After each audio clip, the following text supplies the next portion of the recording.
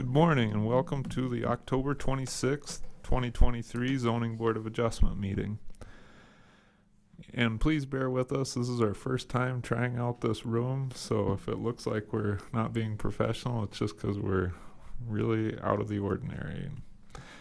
If any member of the audience wishes to speak to an item on the agenda today, there are speaker request forms to the left of the dais. Please fill out the request with the agenda number of the item you wish to speak to and hand it to the staff seated over here or over here. Still kind of to the left.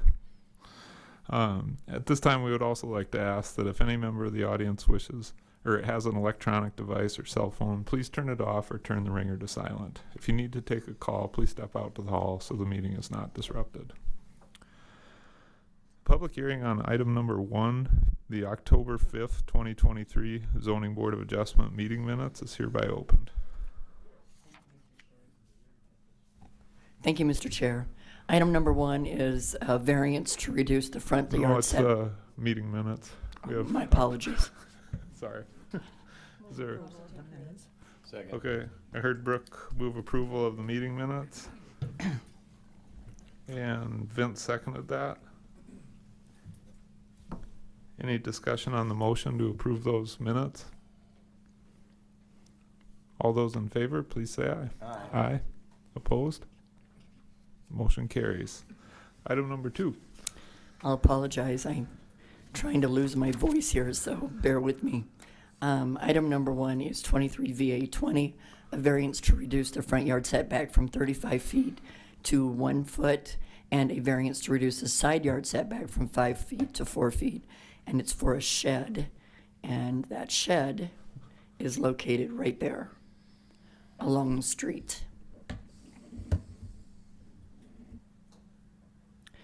The property is currently zoned medium-density residential and falls within the M Hill Overlay Zoning District. The M Hill Overlay Zoning District really protects multifamily development from having a negative impact on existing residential development. This property wouldn't have any additional restrictions as a result of the overlay since it's a single-family residential lot. The city's future land use plan shows the property as urban neighborhood. Single-family residential development with accessory structures would be deemed permitted uses. The major street plan does not identify any of the adjacent streets as designated streets. Therefore, they would be considered local streets as per the Infrastructure Design Criteria Manual. This is a site plan showing the existing structural development on the property. You see the shed, the house, there's also a garage, and then another shed in the backyard. A building permit was secured in 1997 for that shed that's now adjacent to the street. At that time, it was to be located over in the area that's now a garage. When the previous property owner came in to do an addition to the home, they then, and that was in 2008, they did not show that the shed was going to remain on the property. In lieu of putting it in a different part of the backyard, they moved it to the front yard. We then received a complaint about the shed up against the street after inspecting it, notified the property owner, and she's been wonderful to work with to come in and seek the application that's before you today. This is a picture of the shed. It's very cute. However, the encroachment along the street does lend itself to being out of character for a residential lot. Another view of the shed. Looking down the street, usually when you've got residential development and everyone's looking out their front yard, you look down the street and you see parked vehicles that you can usually see over, or you've got the ability to have that open space, which, as you know, in our regulations, we preserve a 20-foot open space in front of a residential structure. The setback for a shed is 35 foot from that front lot line. This is showing it in relationship to the lot next door, and then from the lot next door looking back. This is looking at the backyard. It shows the shed as well as the garage. There's an above-ground pool, a trampoline, and a play set as well. When Kip Harrington, who actually did this review, who's at a conference today, when he went out, he noticed that there is a food truck parked across the sidewalk. You can see it partially in the picture there, and it's right there. He did contact Amber Peterson, and she acknowledged that she would move it either to the street or on the lot itself. And if parked in the street, it can remain there no more than 24 hours at a time before it would have to be moved again. Another picture of the backyard. Our position on this is, when we look at the criteria for a variance, reasonable use of a property has to be denied in order to grant the variance.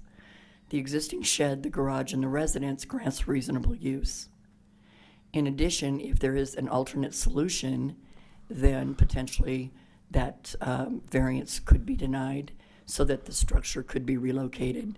There is room in the backyard where that shed could be located. Of course, that would have an impact on whether or not they would be able to retain some of the recreational items that they do have in the backyard. Another view, again, of the area of the backyard representing additional spacing. Looking down that street, and then just a great picture of how cute that shed is. With that, because the request does not meet the criteria set forth, we did receive a complaint, and then we received another phone call from someone who was noticed that indicated they didn't support the variance as well. We can't bring you a recommendation to approve. I did want to bring to your attention that Amber Peterson is in the audience, and she would like to speak to the item as well.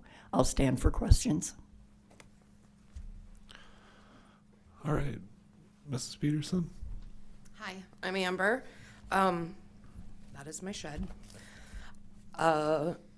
When you say it's up against the street, it is like actually 30 feet from the street, approximately. There's a heavy hedge of lilacs on my neighbor's side of that, so he doesn't even see it.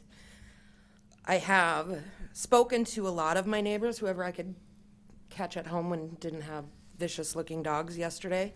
I have 10 statements from neighbors within my circle that was sent notices. Some of them are renters, so they didn't get the notice in the mail. But I have 10 statements from neighbors in support of the shed staying there. Some of them just slightly supportive, and some are actually was quite touching to read some of their things, because I do try to take care of my property, my shed, and my things. I talked to a shed moving company yesterday, and it will probably not even be possible to put the shed in the backyard because of clearance issues. I would have to remove a fence and then reinstall the fence. They don't have enough room for clearance to back their truck up. If I did move it into the shed, my grandkids would lose at least one of their items in the backyard, and my grandkids live with me. I help raise them, and it would be upsetting for them to lose their playground or their trampoline or their swimming pool. And besides that, if you look at the map, there is really not room. And what would the setback be back there? Wouldn't I have to be an X amount away? It would take up the middle of the yard, basically.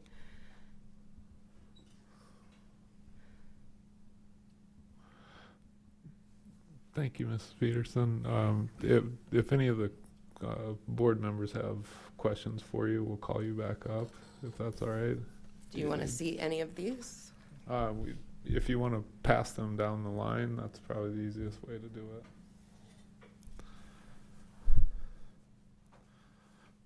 Vince? Thank you, Mr. Chair.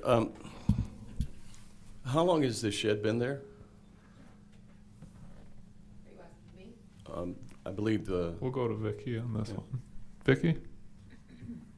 How we activate 1997. Sorry.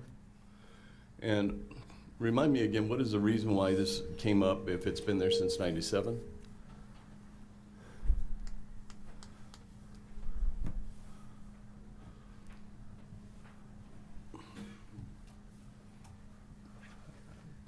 In 1997, a previous owner secured a building permit for the shed, showing the shed in the backyard, about in the location of the existing garage.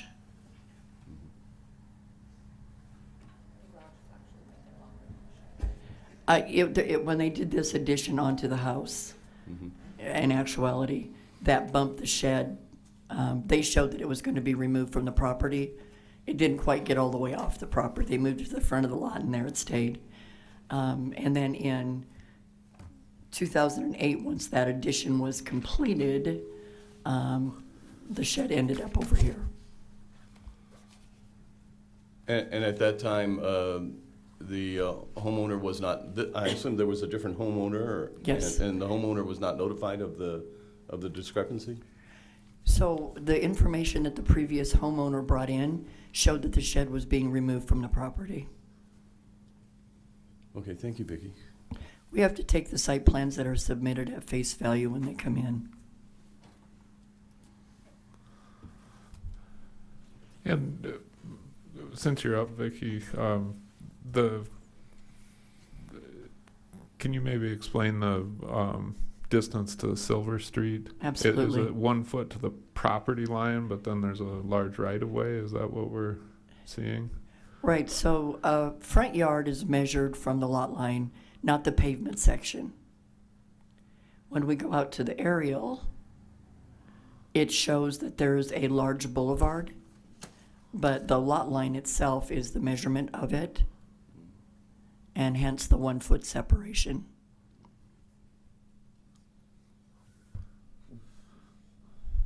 All right. Haven?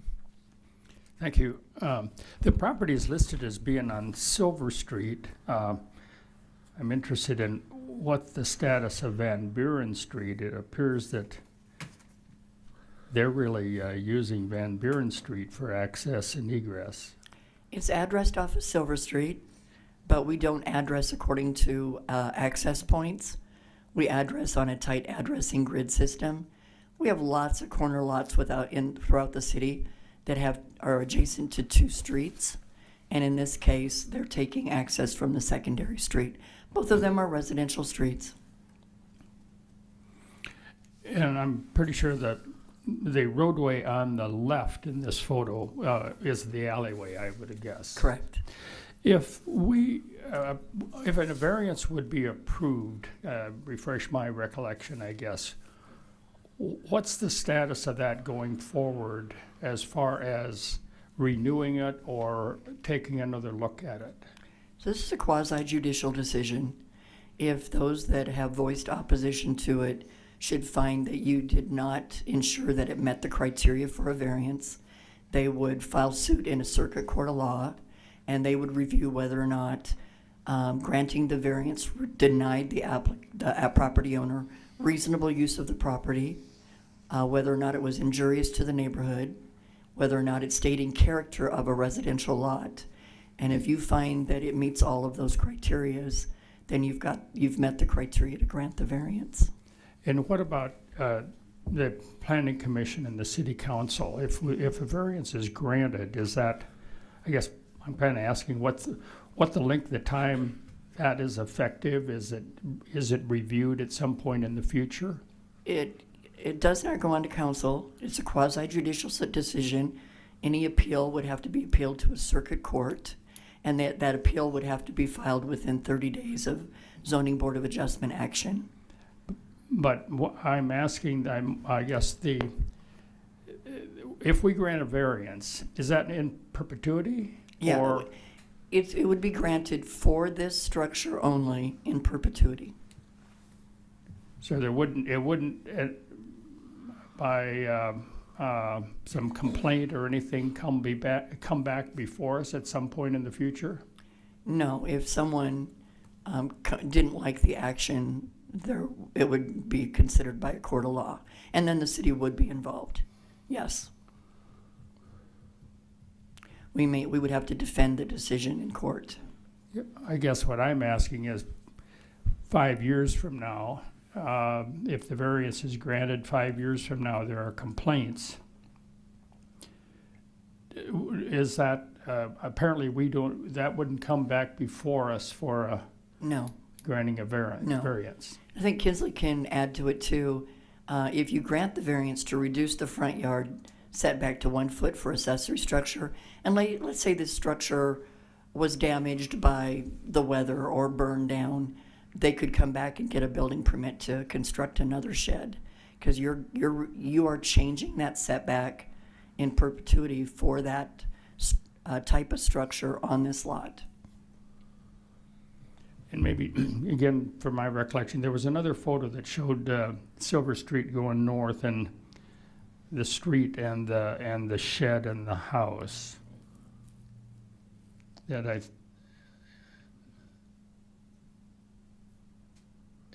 yeah, that one. Okay, thank you. Brooke? Thank you, Mr. Chairman. Just a few follow-up questions for Vicky. So really, if we approve it, it's going to end up in court, likely. I mean, or would we just be waiting for somebody to say we're going to take it to circuit court? Yeah, those that have voiced opposition to it would need to file an appeal Okay. within 30 days, and they would file that with the court systems. We'd be noticed. We'd have to, and in years past, it is rare, but it has happened where we've had to defend the decision of the Zoning Board of Adjustment in court. Okay. Are we here today because somebody complained? Yes, Okay. we received a complaint. If we deny the variance, does the shed have to move? Yes. Is there just a time limit on that then? So we would work with the applicant, knowing that that would be a hardship to arrange all of that, and we'd be looking at probably 90 days for Okay. it to be moved. And last question, I know there was concern that they wouldn't meet the setbacks in the backyard, that the shed would end up in the middle of the backyard. Can you speak or tell us what the setbacks would be if the shed was relocated to the back? Like, is it a 1 foot, 5 foot? Let me just keep going here to the find that site plan. There we go. So if the shed were located in the backyard, it could be 5 foot. It could line up with this shed right here and meet all setback requirements. Because if this is the rear yard, it could be 5 foot from the rear yard and 5 foot from that side yard. Okay. Thank you. Mike Kwasny?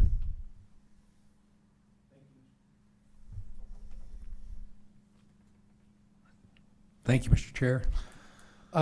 Couple observations here.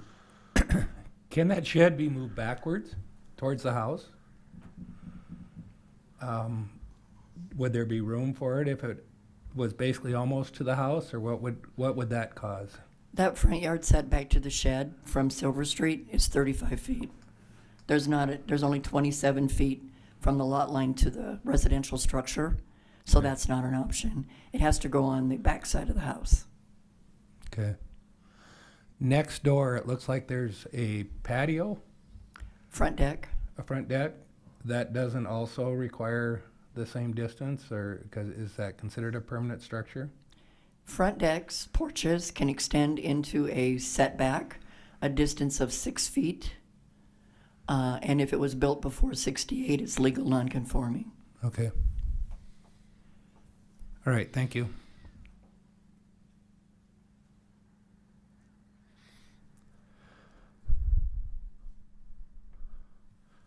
All right, any other?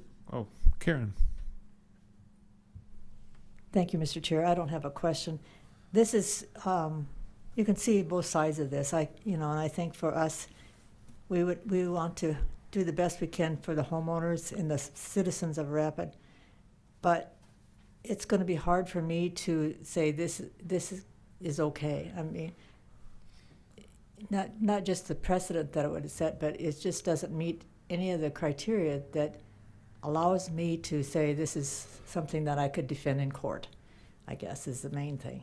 And so for me, I just think that it has to be moved, the shed has to be moved to the back. I mean, that's just, I don't see another way out of that, I guess, is what I'm saying. So I'm going to make a motion to deny, and we'll see where that goes. All right. And I goes with all the criteria that comes with that. So, So Karen made the motion to deny the variance as requested. Is there a second to that motion? Brooke seconded that motion. Mr. Chair, Vicky? just to be specific, and so perhaps a friendly amendment, if the motion is to deny, citing specifically that it's being denied because reasonable use exists without the shed already, it is not in the general purpose, intent, and harmony of the ordinance where we would not allow accessory structures in the front yard, and it could be deemed injurious to the neighborhood. thank you, Vicki. That's my motion. Brooke, does that work for your second as well? Okay. All right, discussion on the motion to deny. I'll throw my 2 cents in. This is, I don't like I'm in the same boat as Karen. I feel I have to vote to deny, but I don't like that.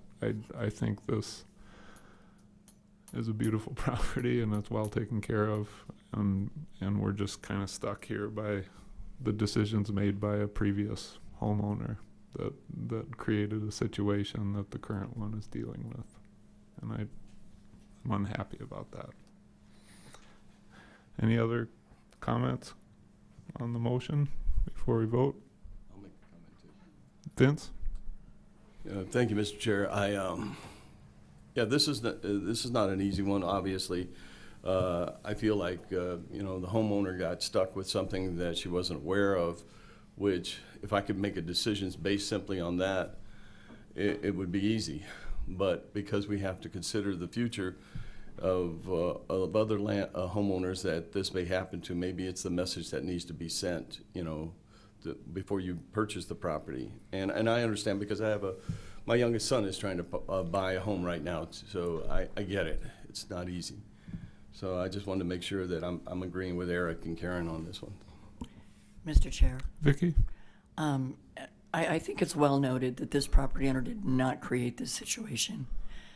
From a staff perspective too, that shed is so doggone cute. And to know that we just couldn't find that it could meet the criteria to sustain the test of whether or not we could recommend to approve. This is a quasi-judicial board. However, please note that we will give this property owner as much time as we possibly can to relocate the shed, noting that this is going to be something that she's got to schedule in. It's going to be a financial expense to get it moved. So if 90 days doesn't work and she needs additional time, I would encourage her to visit directly with me, and I'll work with her to make sure that we're giving her reasonable time to get the shed relocated. Haven? Thank you. I'm going to vote in opposition to the motion to deny. I'm familiar with the properties in this area. It's a little different area than others in town. I guess, for one thing, I think that the geography there, which was shown by that one photo, certainly makes it appear that the shed is set back a significant amount from the highway or from the street, and also above the street. I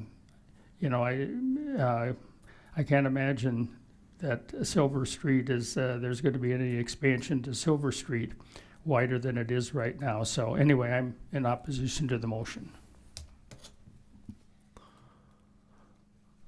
All right, any other comments on the motion? All those in favor of the motion to deny the variance, please say aye. Aye. Opposed? Nay. All right, I missed number 2. Was that okay? Please check my numbers here, but that was 7. No, not 7. There's 4. 6, 4, 2 against. Yeah. Motion passes. Okay.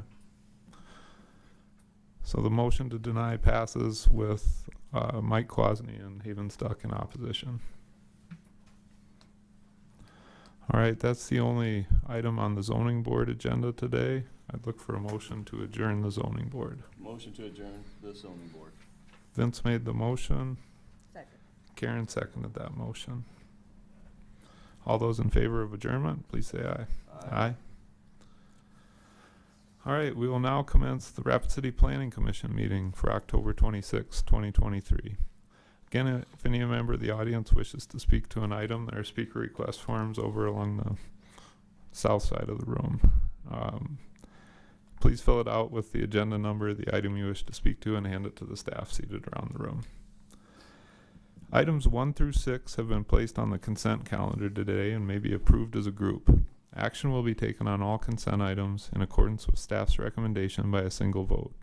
Any item may be removed from the consent calendar by any planning commissioner, staff member, or audience member for separate consideration at this time. The findings of this planning commission are recommendations to the city council. The city council will make the final decision with the exception of the following item. Item 223 PD 028. The Rapid City Planning Commission's action on this item is final unless any party appeals that decision to the Rapid City Council. All appeals must be submitted in writing to the Department of Community Development by close of business on the 7th full calendar day following action by the Planning Commission. Are there any items 1 through 6 that the staff would like removed? No, thank you. Any items 1 through 6 that any planning commissioner would like removed from consent? And any items 1 through 6 that any audience member would like removed for separate consideration? Chair would then entertain a motion to approve the consent calendar items 1 through 6 in accordance with staff's recommendations. Motion to approve items 1 through 6 in accordance with the staff's recommendations.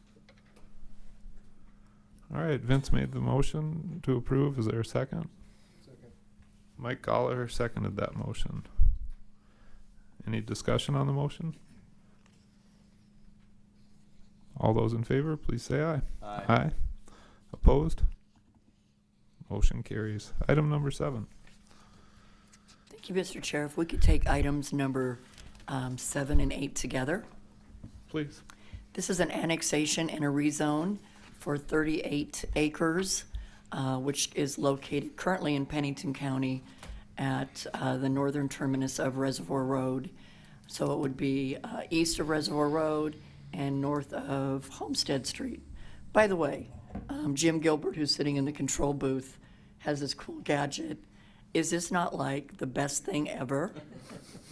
I ordered one yesterday for our office. So here, a couple meetings ago, Planning Commission recommended to approve a preliminary subdivision plan for this same parcel. It was to create 156 residential lots to be platted in 3 phases, about 50 lots per phase. The property is served by Rapid Valley Sanitary District. They will be doing all internal streets, utilities. The big question was, how do we support development here when we have Homestead Street that currently is not constructed down, Reservoir Road is not constructed from Homestead Street north, and they would only be responsible to construct this part of it. Well, they came to the table with the city. They put in an application for a South Dakota grant. It's a housing grant, and City Council passed a resolution to support that application to do a part of that improvement. In addition, they've been meeting with us to secure a TIF because it really falls on the city to bring forward that expense since council granted exceptions to this developer when they came forward. So we're partnering together to get that street improved to arterial street standards. We've addressed access, utilities, and drainage as demonstrated in the preliminary subdivision plan.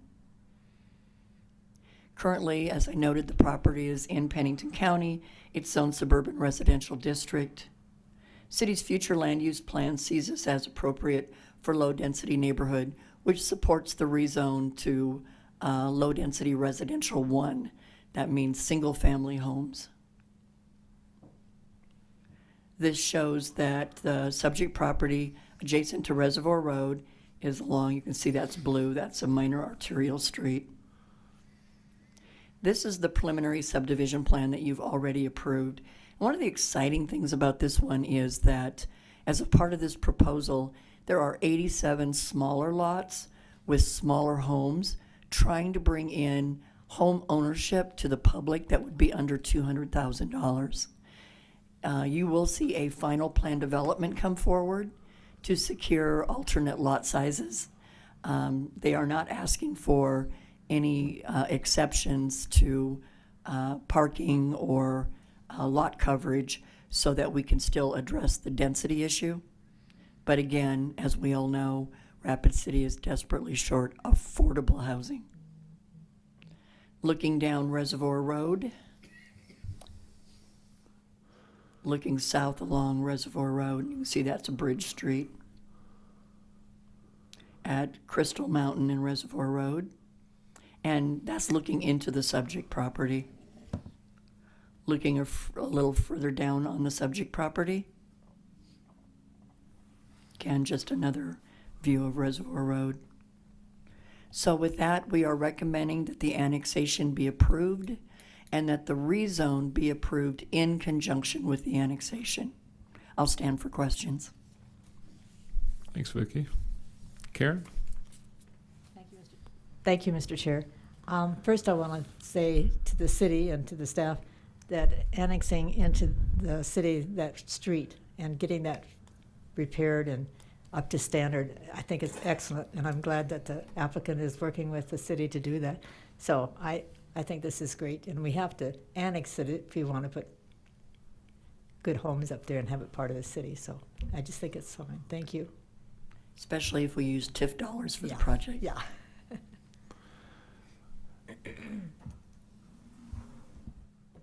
Haven? Thank you. I think we also, at the last time we just, I'm sorry. yeah, there. The last time this was before us, talked about that street on the north side of this property. Is there a potential street on the north side, or do they go up to Stacy another quarter mile north? Anamosa. Anamosa Street, Anamosa? which is another arterial street. And is Anamosa the street right on the north side of this property? Right there. And what then is, it would seem like that would be pretty critical to this development too. What's the status of Anamosa being completed through to this property? As Planning Commission, a meeting or two ago, reviewed an amendment to TIF 84 where that developer was wanting to amend some of the expenditures that addressed Anamosa Street.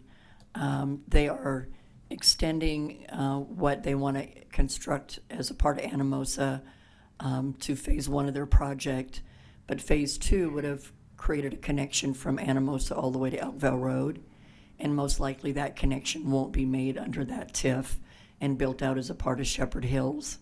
That falls on a different property owner, so that is unfortunate. I think when TIF 84 first came in, we were excited about that.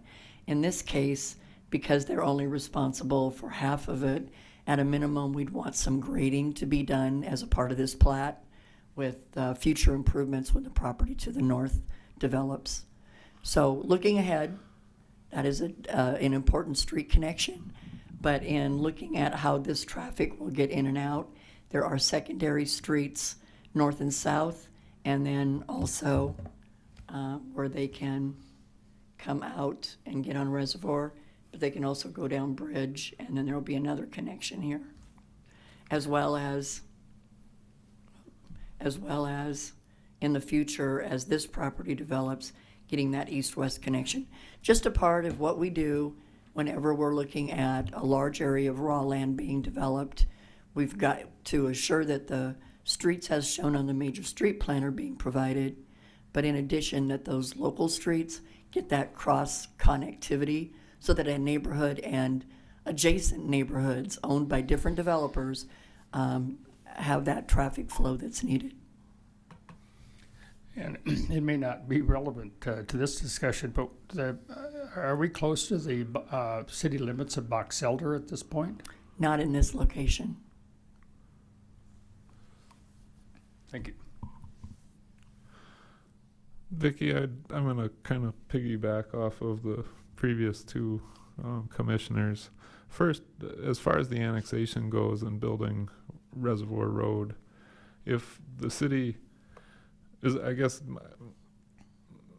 is the city prepared if that application to the state is not approved to still, I mean, I shouldn't put it all on the city. Is the city and the developer prepared to still construct Reservoir Road if that application to the state is not So if approved? if the state funding doesn't come forward, the applicant would be responsible for their part of the road as it abuts this subject property, and the TIF would go towards capturing that offsite improvement and whatever else would be needed, or if there is additional funding to capture anything else. But that is a great question. At the end of the day, for this project to go forward, Reservoir Road has to be constructed down to Homestead Street. And then what Haven was asking about Anamosa, that sort of tripped my,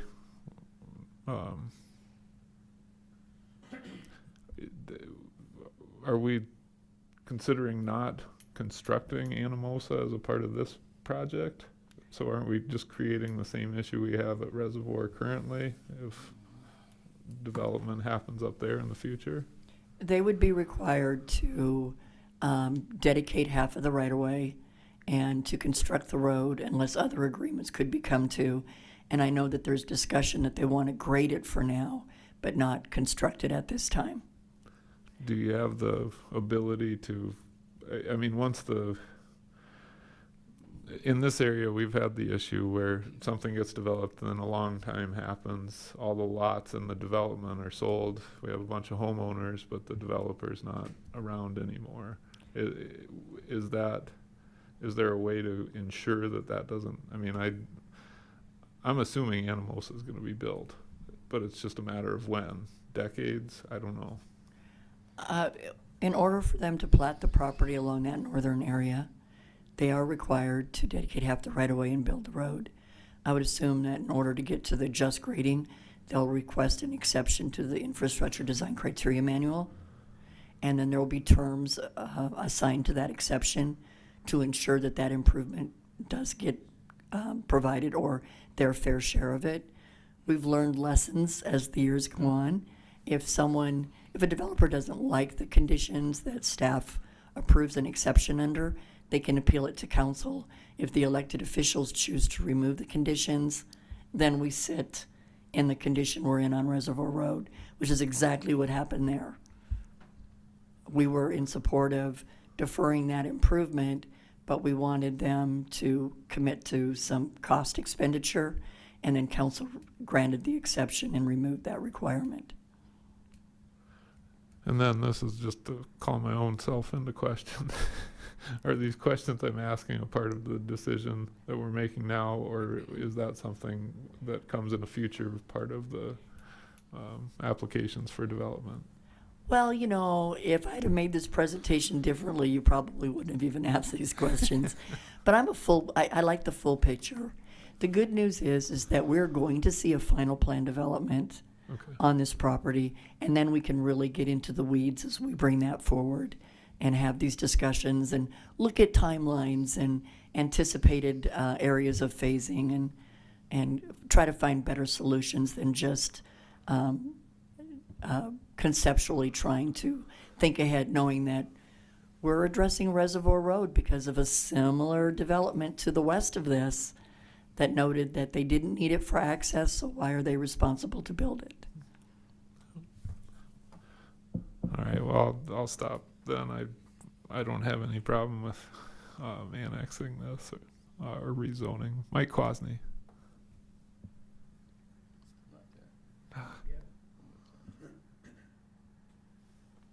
Oh, man.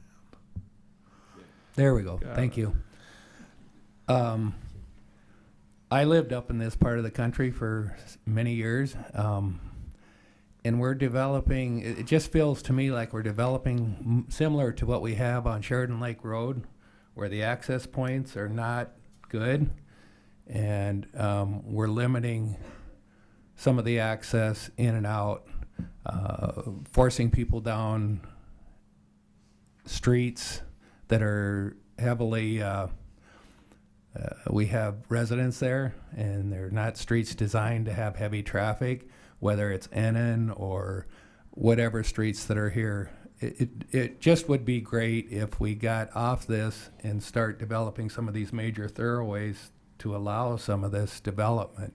And I don't know how we do it, but moving forward, we got to figure out a way to not create the problems we have with Sheridan Lake Road and into this part of the country. So I struggle with it, and I understand, as Eric said, we got to move forward on this. And but I hope we look at it differently and figure out how to solve some of these things before we create them. So.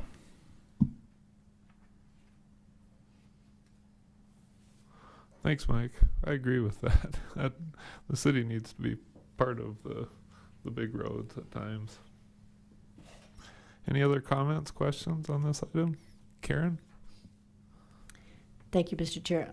I hope that when you go forward with the final plat and do all those things, that you try to work something out to make sure that Anamosa Street will be paved and ready to go in the future.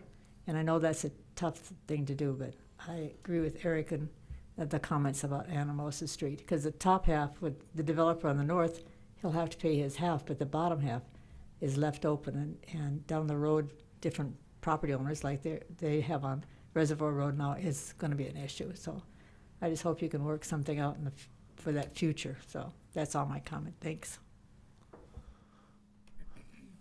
All right, so we're considering items 7 and 8 concurrently, the petition for annexation and the rezone. Further questions or comments on these items? Motion to approve. Okay. I'll second. Mike Gallagher made the motion to approve items 7 and 8. And Vince seconded that motion. Any discussion on the motion? All those in favor, please say aye. Aye. Opposed? No. Okay. Item 7 and 8 passed with Mike Kwasny in opposition.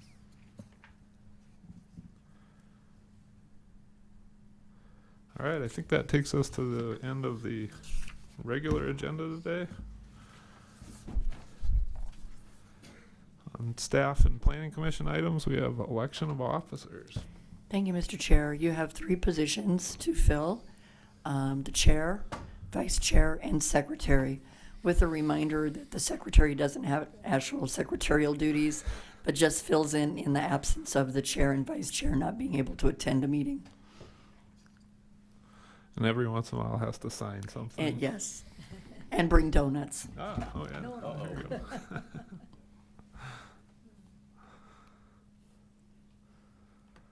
All right, any thoughts? Kelly? So is this the time to cast our votes, or? The chair should open up nominations for the chair sorry. position. I'm opening up nominations for the chair. In that case, I will nominate Eric to remain as chair. I think he does a fantastic job, and hope he sticks around.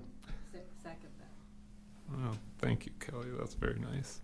So Kelly nominated me and Karen seconded that. Other nominations or any thoughts? All right. All those in favor of Eric Braun as remaining as chair, please say aye. Aye. I would say I'm opposed, but I think I have to abstain. You better. Yeah. All right. I'll open the vice chair nominations.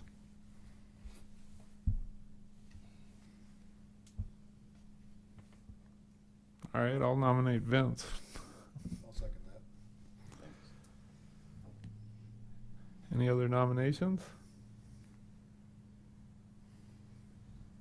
Okay. All those in favor of Vince as vice chair, please say aye. Aye. Any opposed? All right. And secretary. I'll open the nominations for secretary. I nominate Karen Bowman. I second that. Any other nominations? All those in favor of Karen as secretary, please say aye. Aye. Any opposed? I abstain. Oh. All right. Well, there you go. Then we have a TIF committee review, or Mr. meet Chair. member review. That item should have been removed from the agenda. We thought there was an issue on who could be designated for the TIF committee, but with Kinsley's help, we got it all resolved, and it was too late in the day to change the agenda, so if you could just disregard that item. Okay. All right. Any other items for us today? Not today. Okay. Anything from the commission? Move to adjourn.